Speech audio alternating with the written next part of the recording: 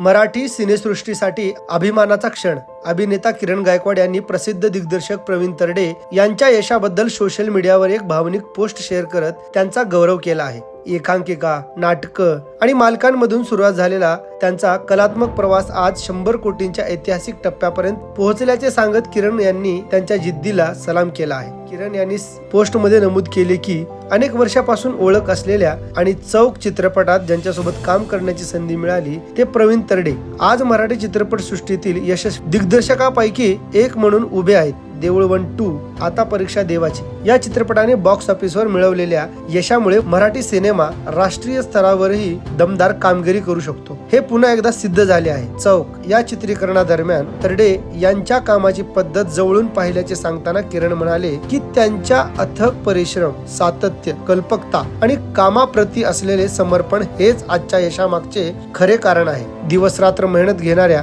या दिग्दर्शकाने अनेक वर्षाच्या संघर्षानंतर हे शिखर गाठले असून हे यश पूर्णपणे त्यांच्या कष्टाचे फळ असल्याचे त्यांनी अधोरेखित केले आहे. शेवटी किरण गायकवाड यांनी प्रवीण तरडे यांचे मनापासून अभिनंदन करत मराठी चित्रपट सृष्टीची यशस्वी वाटचाल अशीच वेगाने पुढे सुरू राहो अशी शुभेच्छा व्यक्त केल्या.